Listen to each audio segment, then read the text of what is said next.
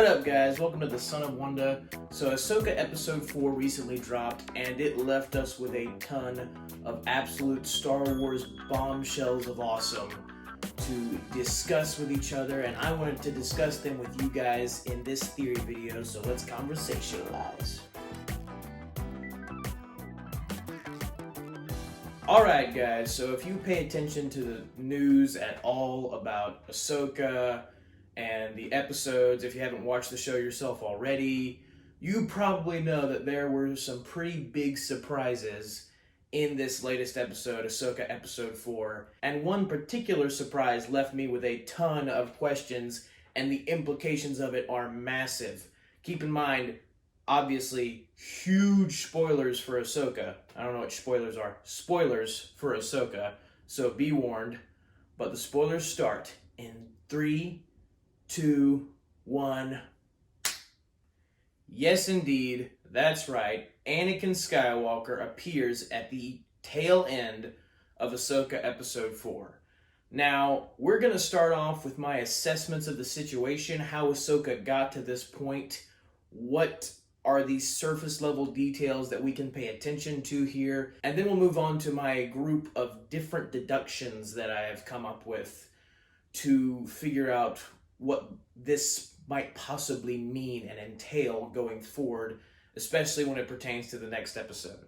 So starting off with my first assessment, the way Ahsoka ends up in this situation in the episode, if you haven't seen it, is she's in a battle with one of the villains in the series, Baylan Skoll, and they're in an intense lightsaber duel. They have a lightsaber lock, and Baylan then strikes Ahsoka's lightsaber with Ahsoka off the cliff into the ocean, presumably. And it's interesting because the camera shot of Ahsoka falling from Baylan after he strikes her off the cliff is very similar to the camera shot of Vader force pushing Ahsoka off the ledge on the Sith Temple in Star Wars Rebels in the Season 2 finale, Twilight of the Apprentice, specifically Twilight of the Apprentice Part 2. Those shots are very similar. And that causes me to think, since we know Anakin appears later, this causes me to think that this was intentional. Because, like I said, the shots are very similar, and I feel like the correlation could be that both of these shots represent moments in Ahsoka's life where she was this close to death or was soon to enter the world between worlds. Because when Vader force pushes Ahsoka off the cliff in Rebels Season 2, she immediately climbs back up and fights Vader, and then Ezra in the world between worlds from the future saves her from Vader by pulling her into the world between worlds. And then in Ahsoka, episode 4, Baylan strikes Ahsoka off the cliff, and then next we see the camera pan over the ocean waves, and the waves start to turn into the force aura that makes up the bridges, like inside the world between worlds, like these force bridges. The waves start to slowly morph into them, and Ahsoka's lying unconscious on them until she wakes up and then sees Anakin. She first hears his voice. She hears him say, "Hello, Snips," which was his nickname for her in the Clone Wars. He said it many times, all the time. He always called her that. And then she turns around and sees Anakin. So I feel like those moments are connected in some way. Both involve Anakin to some extent. Both involve the coming of the world between worlds into Ahsoka's life. The second time, her returning to the world between worlds, and the first time is her introduction to the world between worlds. So I feel like there's a correlation there. But when it comes to Anakin Skywalker himself, his first appearance in this show in the world between worlds, there are many different details to look at. And when you think about it, the world between worlds is a place, as established in Rebels, that is open to an infinite number of possibilities. Ezra literally is able to reach basically through time and space because he's in the world between worlds to save Ahsoka from Vader, which to Ezra would have happened a year and a half or so prior. So that's how crazy this place is. It's literally the realm between the real physical galaxy and then like the realm of the spiritual part of the Force itself, like the cosmic Force. So you basically can do and see almost anything in this realm if you have the power to do so, and if you had the wisdom to do so. But I would also say that the Force would only allow you to do so much in this place. Like, you couldn't just do whatever you wanted out of your own selfish desires. The Force would need to allow you to do it. Just like the Force allowed Ezra to save Ahsoka through time and space from Vader. And it's still not been fully explained, so there's still so much more to learn about the world between worlds. But again, when it comes to Anakin himself, many interesting details. The first thing that comes to mind when I see Anakin's appearance in this show is I had already known that Hayden Christensen was going to be Anakin in this show. I just didn't know when. I didn't expect it to be this early, and I thought it was awesome, and it still surprised the mess out of me. But I expected him to come in as a Force ghost, have like the blue aura around him, be in proper Jedi Master robes, and look like he did at the end of Return of the Jedi, or at least the 90s re-released version of Return of the Jedi. The one that replaced Sebastian Shaw as Anakin Skywalker with Hayden Christensen as Anakin Skywalker. But I expected him to look like he did then. But he actually looks identical to what he looked like in Revenge of the Sith. His classic Revenge of the Sith look. He's got the dark robes. He's got his glove covering his robot hand on his right arm. He's even got the scar on his eye that, if you don't know, I know in Legends it was explained that Ventress gave him the scar in Legends. I don't remember exactly if that was the case for canon or not. I'm pretty sure it was still. But he does still have the scar on his eye as well. And he has his Revenge of the Sith version of his classic lightsaber. Now, this is the lightsaber that Luke uses in Empire Strikes Back. This is like the legacy Skywalker lightsaber, the one used in the sequel trilogy as well, but we don't talk about that. But this is that one. But it is definitely the Revenge of the Sith version. If you look closely enough, it has the Revenge of the Sith details. And that makes sense because that version of his saber is the only version Anakin ever used until he lost it to Obi-Wan on Mustafar, in which after Obi-Wan made some modifications to it and made it look like this. So he he replaced the switch, did something different here, did something different here. Definitely a different enough looking version of the saber when you really look at it closely enough. Now, what's interesting about all of these details is if this really is Anakin, and I'll get to some theories about that too later, if this really is Anakin after he died in Return of the Jedi, then you'd figure he would look like a Force ghost. Or at the least, he would have his Jedi Master robes, his normal human hand, no scar, and no lightsaber. And the reason for this is Force ghosts, because they're basically just the spiritual part, the spirit of the Jedi manifested in physical looking form after their death, they wouldn't have their lightsaber, because the lightsaber is part of the physical world. They made it in the physical world. They got it in the physical world. Just like Anakin got his scar in the physical world. Just like Anakin got his arm cut off in the physical world. But the Force ghosts are just spiritual manifestations inside the physical galaxy. So it wouldn't make sense for him to have all of those things he acquired in the physical galaxy as a spiritual being. That's why it's weird with all these different details. And he's wearing his dark Revenge of the Sith robes, his more very dark brown robes that kind of were meant to symbolize his turning toward the dark side in Revenge of the Sith. And that also definitely raises some questions of so you definitely are Anakin, right? We're sure about this? Why does he look like he does at the end of this episode? And these details by themselves would lead me personally to believe that this is actually not Anakin. Now, I've seen a bunch of other people theorize this same thing, that this isn't Anakin. And the details I mentioned beforehand are evidence of that. But also, at the telltale end, when the camera cuts away and it's the official end of the episode, you hear one last musical note that is the Darth Vader theme. Interestingly enough, the episode decides to end it officially with a more ominous tone than just the hopeful, oh, Ahsoka is seeing Anakin again. That's a very interesting decision to make, and it feels very intentional. And I know Dave is intentional with that kind of thing, so he wouldn't have done it for no reason. So I really don't have any concrete ideas of what the Vader theme being in play could mean. The first thing that comes to mind is it is alluding to a darker presence being in the world between worlds with Ahsoka. Even if it's not Anakin, it could be something related to him or something related to both him and Ahsoka coming for them. Now, it's possible it's not Anakin because it has happened before. It happened in Star Wars Rebels in our introduction to the world between worlds, because Ezra was tempted by Palpatine to do the same thing that he did for Ahsoka and save, spoilers for Star Wars Rebels, save Kanan Jarrus, Ezra's master, from dying. Palpatine tried to tempt him with that so Palpatine could get access, like full access into the world between worlds to use its power for all of his evil ambitions, even, more ambitions than he already used it for with the Empire.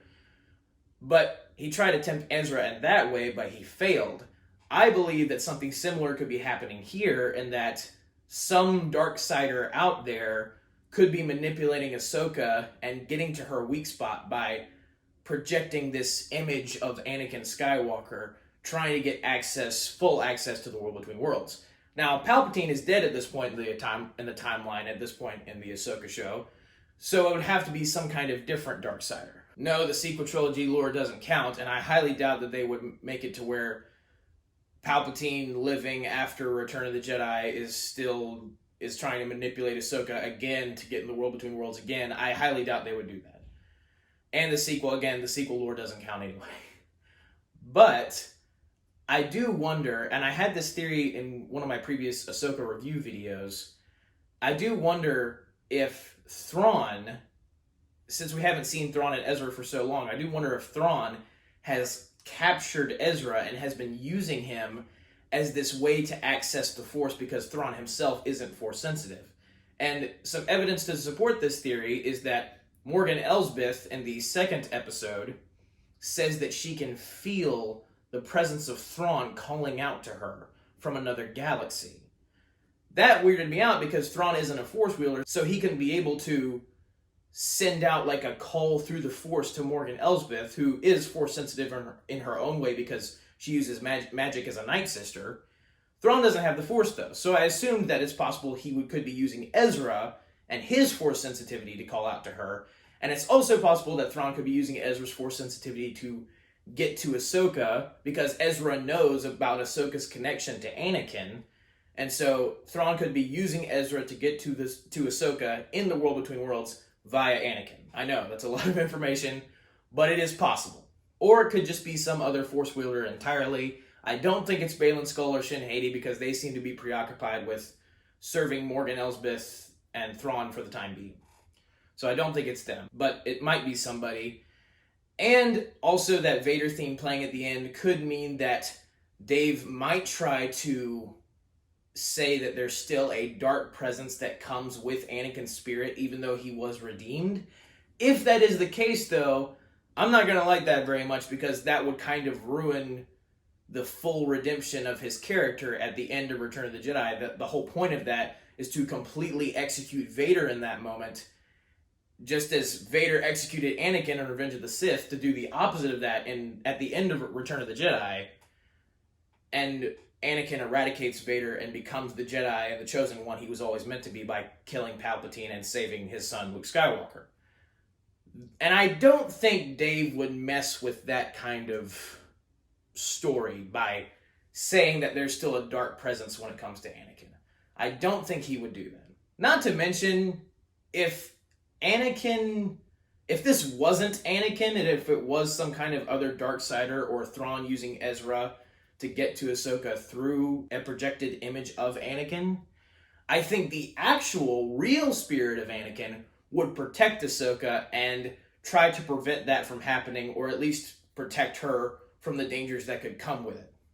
So, at the end of the day, it is pretty likely that this is just Anakin.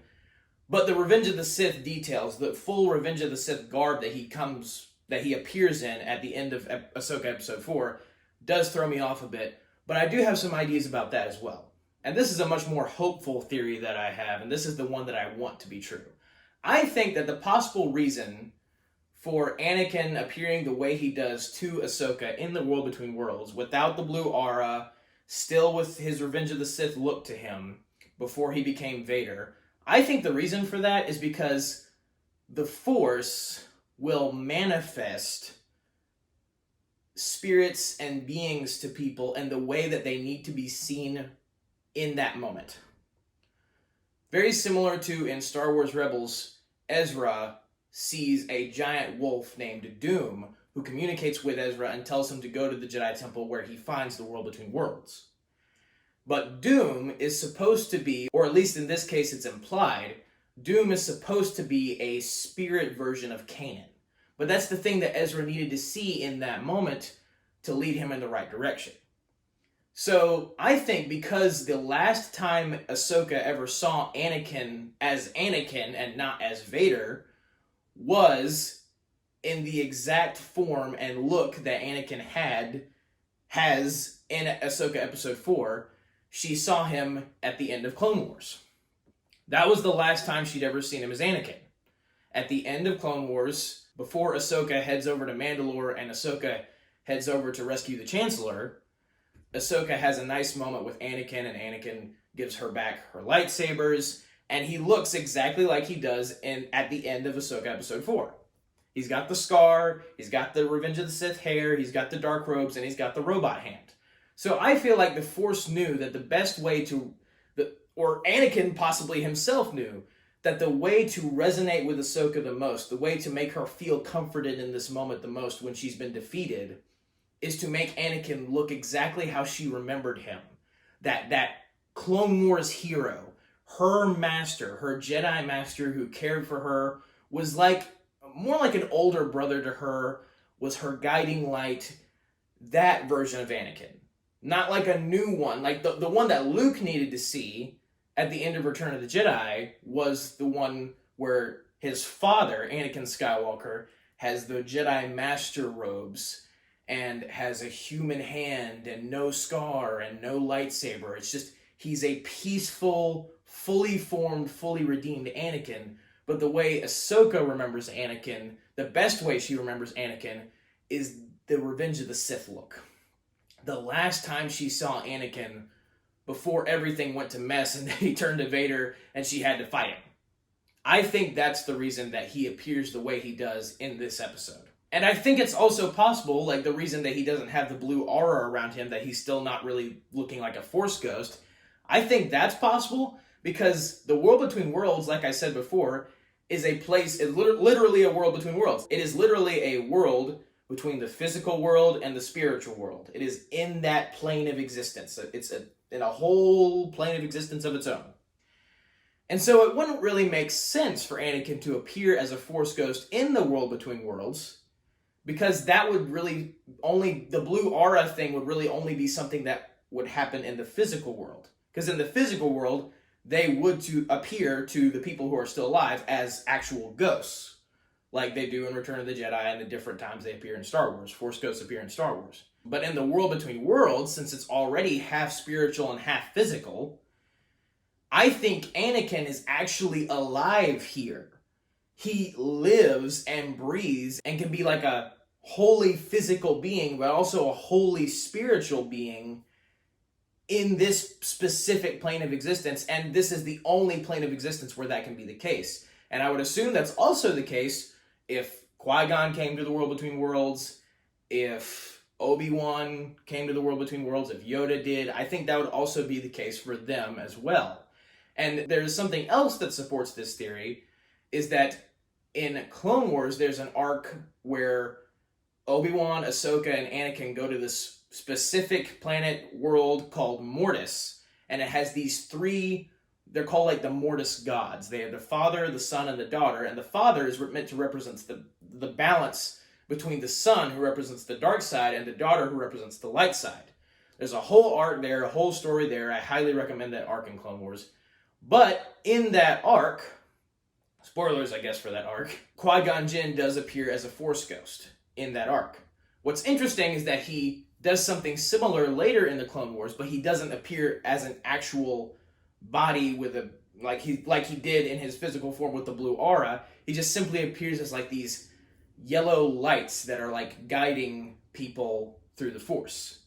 He wasn't able to complete his Force Ghost training apparently, but because Mortis apparently is like such a powerful Force domain, I guess, it increases Qui-Gon's ability, and so he can appear as a Force Ghost. And the Mortis gods were obviously connected to the World Between Worlds because a painting of them can be seen at the Jedi Temple, and the painting ends up moving to where it leads to make the portal that Ezra can go through to get to the World Between Worlds.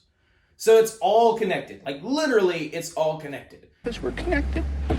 And so I would assume that the rules for Mortis also apply for the World Between Worlds, and that people who might appear differently in the physical realm without any extra Force enhancement from whatever place they're in would appear in physical form in these planes of existence. Like Mortis, insanely powerful domain of the Force, and the World Between Worlds, literally the embodiment of the holy spiritual and holy physical aspect coming together. I think that's what's going on here. Do I know that for sure? No, but that is my assessment of the situation. And that is also what I hope for to be the case. Because I don't want to get to the next episode and find out that, oh, it's not Anakin, it's just a big trick. I don't want that to happen. Because this moment is already just as powerful as it needs to be. You don't need to add any extra twist. Ahsoka seeing Anakin as Anakin in the way she's seeing him, for like in the appearance that he has, for the first time since she fought him on Malachor as Vader, is one of the most powerful things to ever happen in Star Wars. When you really look at their journeys together in the Clone Wars, everything that happened in Revenge of the Sith, everything that happened in Rebels, all the dark times in the dark times, to this, for this to come full circle and end on a high note, end on a happy note between the two of them, is one of the greatest things Dave Filoni could ever do in his storytelling career, when you really think about it. And there's so much wisdom to be gained, so much insight to be gained, so many more perspectives to learn from both of these characters, from both Ahsoka and Anakin, because not everything has been revealed. We haven't gotten the intense, deep, emotional thoughts of Ahsoka when it comes to Anakin turning to the dark side. We haven't gotten the deep, intense, emotional thoughts Anakin had about turning to the dark side and betraying Ahsoka. And all of these new perspectives, especially with how intimate they were with each other in their relationship in the Clone Wars, all of these new perspectives being fleshed out and being learned about in hopefully this next episode would be, again, one of the greatest things to ever happen to Star Wars, especially in the place that it's happening in, the World Between Worlds. Literally, like I said before, infinite possibilities. Infinite possibilities. So they could see different moments throughout the galaxy, give like their assessment and opinion on them, like looking back on maybe some of the times where Ahsoka and Anakin fought in the Clone Wars.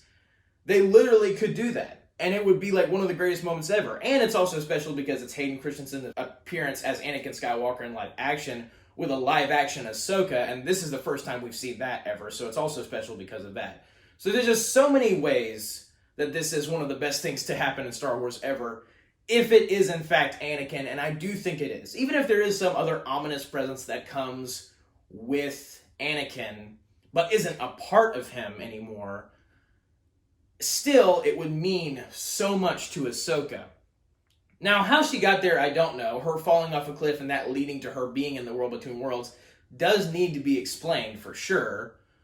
But at the end of the day, this still, it's just one of the greatest moments in Star Wars, if this is in fact the case, if we're actually seeing what we think we're seeing. So much wisdom, so much insight, so much knowledge to be gained from an Anakin who's been redeemed, who's lived half his life in the light and half his life in the dark.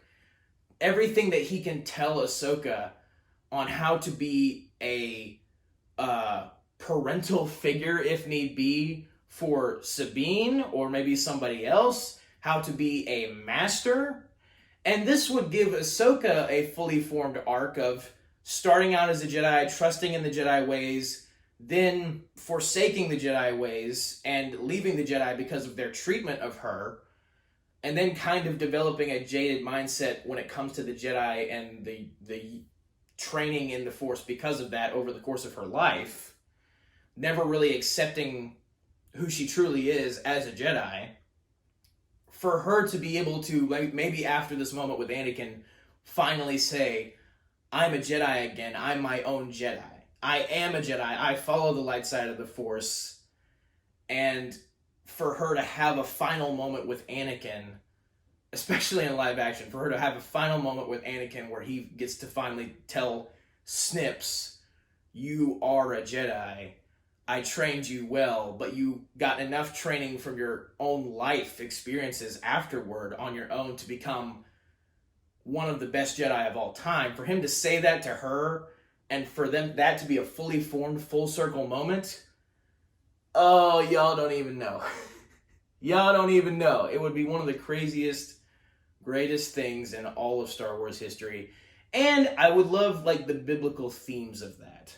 Like, there's a verse in the Bible that says, you are a lamp to my feet and a light for my path, referring to God being a lamp to our feet and a light for our path for us, like a guiding light, a person who guides us through the dark times. And also, in the Bible, Jesus is fully God and fully man, and so Anakin in the World Between Worlds is kind of fully man and fully Force spiritual being in this specific plane of existence, and he's a guiding light for Ahsoka in this moment. I just love the parallels, and the parabolic nature of Star Wars has always intrigued me in that moment. And what I appreciate is that this has reignited my full love for Star Wars. Because to be honest, even though I have always loved Star Wars and always will love Star Wars hasn't really felt like it's loved me very much lately. And I have a feeling a lot of you guys and a lot of other fans feel that same sentiment. Star Wars has not been great lately.